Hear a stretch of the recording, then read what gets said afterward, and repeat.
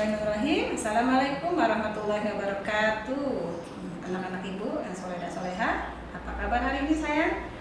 Mudah-mudahan semuanya dalam keadaan sehat walafiat ya. Amin ya robbal alamin ya. Alhamdulillah pada hari ini kita bertemu kembali setelah sekian lama, beberapa minggu lalu kita tidak bertemu karena kalian libur. Hari ini kita aktif kembali untuk belajar hadis.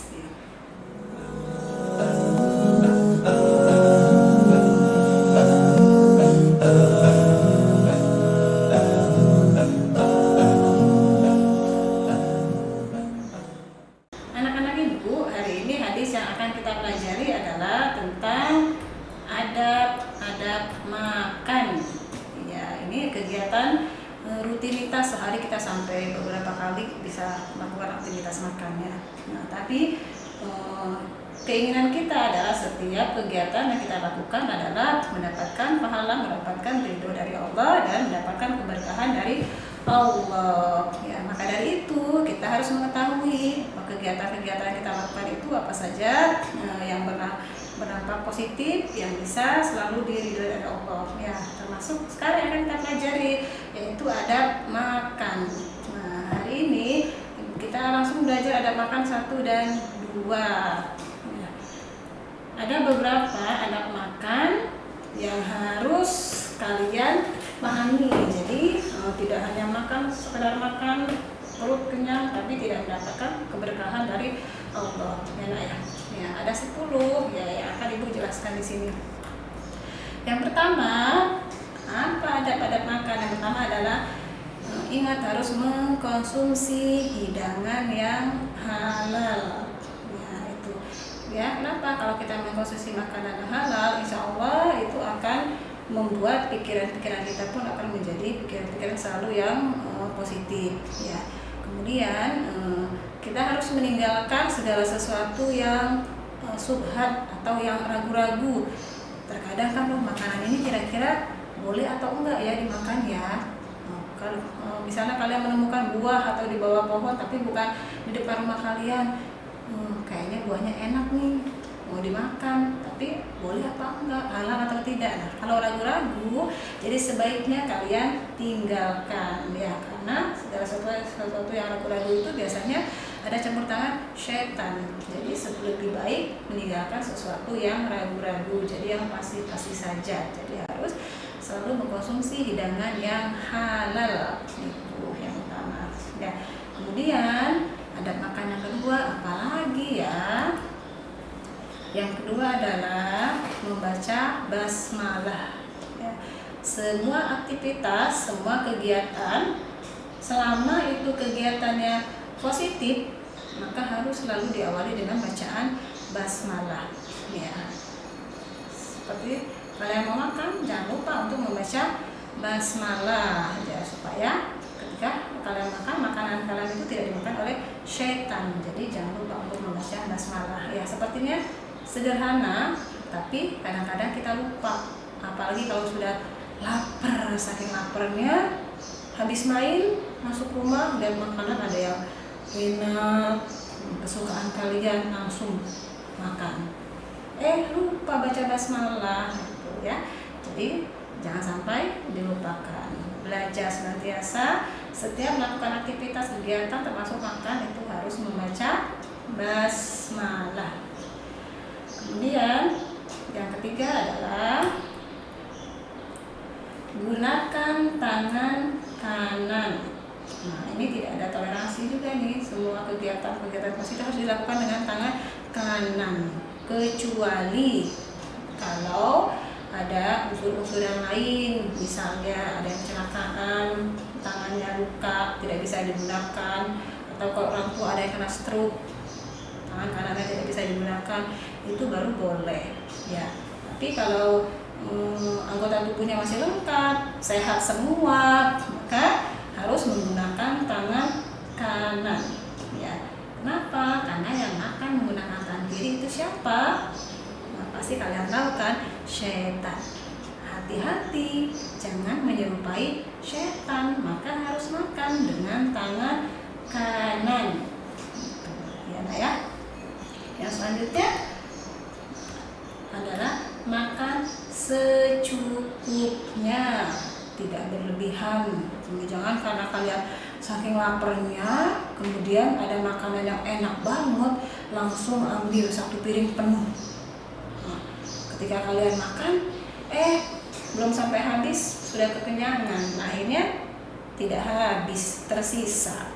Kalau sudah tersisa diapain? Dibuang jadi sampah, akhirnya mubazir. Ya sama, kembali lagi tidak boleh mubazir, buang-buang makanan. Karena ingat nak, di luar sana banyak yang susah untuk mendapatkan makan karena tidak ada pekerjaan, orang tuanya tidak bekerja, untuk makan susah gitu ya. Jadi harus makan secukupnya, ambil sedikit saja. Kalau masih lapar ambil lagi dan seterusnya gitu ya. Tapi jangan sampai langsung ambil banyak tapi tidak dihabiskan karena kebanyakan, mubazir ya. Segala sesuatu itu harus dilakukan secukupnya, seperlunya saja. Kemudian adab makan yang berikutnya apa? Duduk. Nah ini nih, Ibu yakin nih meskipun sudah kelas 5, kalau Ibu misalnya kalian sedang kegiatan tatap muka sekolah, belajarnya di sekolah itu masih ada suka dilihat sama ibu bapak gurunya makan sambil berdiri, bahkan sambil jalan lagi. Nah itu harus hati-hati, karena kalau makannya sambil berdiri nanti makanan tidak masuk ke dalam lambung dengan sempurna. Jadi harus makan dengan duduk ya, yang tenang, duduk. Kemudian jangan bersandar gitu ya, karena ada hadisnya di sini. Nah, apa bunyi hadisnya? Ini nanti kalian lihat di buku. Ini hadis adab makan 1. Nah ya, nah ini dengarkan, Ibu akan membacakan hadisnya beserta artinya. Nanti setelah itu besoknya kalian setorkan ya. Ini hadisnya simak baik-baik ya. A'udzu billahi minasyaitonir rajim. Bismillahirrahmanirrahim. Hadis adab makan 1. La akulu muttaqi'an. Artinya tidaklah aku makan dalam keadaan bersandar. Hadis riwayat Bukhari. Ulangi sekali lagi ya. La akulu muttaqi'an, artinya tidaklah aku makan dalam keadaan bersandar. Hadis riwayat Bukhari.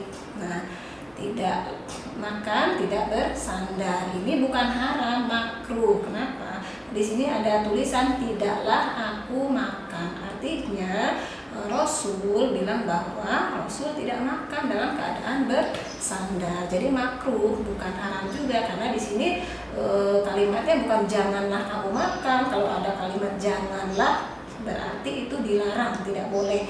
Tapi ini adalah contoh bahwa Rasul tidak makan dalam keadaan bersandar. Ya, karena sebagai umat muslim panduan kita itu adalah Al-Qur'an dan Sunnah. Ya, jadi ikuti aturan-aturan yang ada di Al-Qur'an dan As-Sunnah. As-Sunnah dari mana? Dari perbuatan baik secara lisan maupun perbuatan yang dicontohkan oleh Nabi tauladan kita, yaitu Nabi Muhammad. Nah, di sini kan Nabi Muhammad berkata bahwa beliau tidak makan dalam keadaan bersandar. Maka kita sebagai umatnya yang berharap untuknya nanti di yaumil akhir nanti mendapatkan syafaat dari Rasul, itu berarti harus mencontoh segala perilaku yang dilakukan oleh Rasul ya. Itu yang selanjutnya adalah adab makan yang ke-6, itu mengambil makanan yang jatuh. Nah, mungkin dianggap sepele nih, kadang-kadang kita makan karena terburu-buru atau karena kita mengambil nasinya itu dengan sendoknya terlalu penuh sehingga jatuh nasinya, ada 1 atau 2. Kadang-kadang kita abaikan, padahal kita ambil, karena di sini kan ada arti dari hadisnya, sesungguhnya kalian tidak tahu di makanan kalian yang mana terdapat di barokah. Terdapat barokahnya. Bisa jadi makanan yang dihidangkan di piring tadi tidak ada berkahnya, justru makanan yang jatuh tadi. Makanya sebaiknya kalau ada nasi, ada makanan yang jatuh, diambil gitu ya. Tentunya kalau enggak kotor, tapi kan kalau kita makan pastinya kita mencari tempat yang bersih. Coba mau nggak kalau makan di pinggir, misalnya di pinggir tempat sampah atau di pinggir got yang kotor? Pasti nggak mau kan, jijik, nanti jadinya nggak selera. Makanan seenak apapun, tapi kalau kita makan di tempat yang kotor, pastinya kan tidak akan selera, tidak nafsu buat makan. Pasti kalau kita makan, kita mencari tempat yang bersih. Otomatis kalau ada nasi atau makanan yang lain yang jatuh, bisa kita ambil. Nah, ini hadis adab makan kedua. Hadis ini nanti kalian setor di pertemuan pekan berikutnya. Jadi tidak dijelaskan lagi ya, dijelaskan dalam satu video saja, tapi disetorkannya secara bertahap. Nah, ini hadisnya, ini hadis adab makan dua. Kalian simak kembali, dibaca ya. A'udzu billahi minasyaitonir rajim. Bismillahirrahmanirrahim. Hadis adab makan dua. Innakum la tadruna fi ayyi ta'amikumul barakah. Artinya, sesungguhnya kalian tidak tahu di makanan kalian yang mana terdapat barokah. Hadis riwayat Muslim. Ulangi sekali lagi ya, seperti biasa 2 kali supaya lebih mudah diingat. A'udzu billahi minasyaitonir rajim. Bismillahirrahmanirrahim. Innakum la tadruna fi ayyi ta'amikumul barakah. Artinya, sesungguhnya kalian tidak tahu di makanan kalian yang mana terdapat barokah. Hadis riwayat Muslim. Nah, itu ya. Selanjutnya adab makan yang ketujuh. Apa adab makan yang ketujuh? Tidak berlebihan atau mubazir. Nah, sama seperti tadi ya, secukupnya. Jadi kalau mau mengambil sesuatu seperlunya, jangan terlalu banyak, jadi sehingga tidak ada yang dibuang sia-sia atau dibuang percuma gitu ya, seperlunya saja, sekenyangnya saja. Selanjutnya yang ke-8, memakan sesuatu yang dihidangkan. Nah, kalau di rumah biasanya yang menghidangkan makanan siapa? Ayo, kalian menghidangkan sendiri atau orang tua yang menghidangkan makanan? Ya, rata-rata yang menghidangkan makanan orang tua ya, karena yang memasak orang tua. Meskipun ibu yakin di antara kalian banyak yang biasa membantu orang tua. Jadi makanan apapun yang dihidangkan sama orang tua kalian di atas meja itu harus kalian makan ya, karena alhamdulillah orang tua kalian sudah berusaha mengeluarkan tenaganya untuk mencari nafkah, mendidik kalian, ditambah lagi memasak buat kalian, plus menghidangkan pula, kalian tinggal makan ya. Jadi dimakan apapun yang dimasak oleh orang tua kalian, yang dihidangkan oleh orang tua kalian, apapun itu masak makanannya, ingat tidak boleh dicela. Kalau kalian mencela makanan, ingat nantinya sesuatu yang awalnya itu halal, tapi karena kalian cela, misalnya nggak enak mama masaknya, nggak mau aku makan, nah, seperti itu. Habis itu karena nggak ada makanan yang lain, terpaksa kalian makan.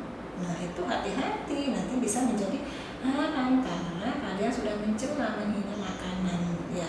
Itu jadi tidak boleh menghina, mencela makanan yang sudah dihidangkan oleh orang tua kalian ya. Itu harus disyukuri. Insya Allah kalau kita bersyukur itu Allah akan tambahkan nikmatnya. Ya seperti dalam Al-Quran kan dijelaskan, barang siapa yang bersyukur atas nikmatku maka akan aku tambahkan nikmatku. Sebaliknya barang siapa yang kufur, yang tidak bersyukur, sesungguhnya azab Allah itu sangat pedih. Jadi ingat, hati-hati, segala sesuatu yang kita terima itu harus bersyukur, harus disyukuri.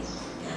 Selanjutnya yang ke-9, tidak menyelesaikan dengan satu santapan karena buru-buru lihat jam, wah udah jam 7 lewat, sebentar lagi masuk sekolah. Nah makanan masih ada beberapa, masih lumayan banyak tuh, langsung kalian ambil semua, dimasukkan ke dalam satu mulut semua.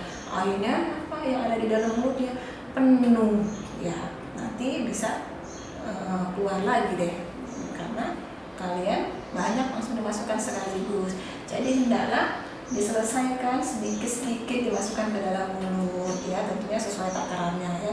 Jadi jangan segala sesuatu itu inginnya sekaligus, padahal banyak porsinya gitu. Nanti mulutnya penuh, yang ada dimasukin ke dalam perut semua, sakit jadinya perutnya.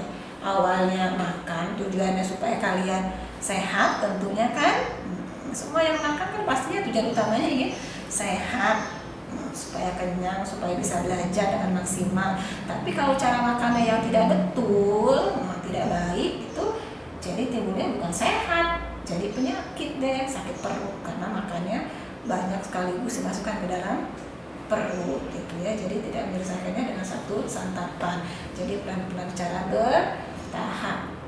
Nah apalagi ada makan selanjutnya, yang terakhir itu adalah setelah melakukan segala sesuatu hal yang positif, hendaklah kalau diawali dengan bacaan basmalah, kita akhiri dengan bacaan hamdalah, ya sebagai ucapan apa? Ucapan rasa syukur karena Allah telah memberikan nikmatnya yang luar biasa, yang kalau mau kita hitung nikmatnya Allah satu hari saja susah untuk ditulis nikmat Allah. Banyak sekali yang Allah berikan kepada kita. Makanya sebagai umat manusia, sebagai makhluk ciptaan Allah, jangan lupa sebagai kata rasa syukur harus membaca hamdalah. Ya itu saja anak ibu yang soleh dan soleha pada pertemuan hari ini.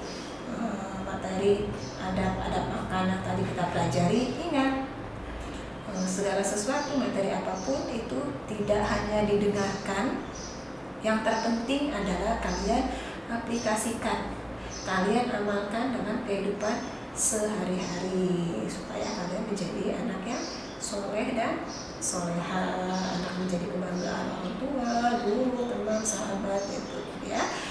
Ya itu saja doa ibu buat kalian semua. Mudah-mudahan Allah selalu memberikan kesehatan, kemudian Allah selalu mempermudah kalian, mempermudah kita semua dalam melakukan sesuatu kebaikan. Ya. Yuk sama-sama kita akhiri pertemuan kali ini dengan bacaan hamdalah. Alhamdulillahirabbil alamin. Sampai ketemu lagi di pertemuan berikutnya. Assalamualaikum warahmatullahi wabarakatuh.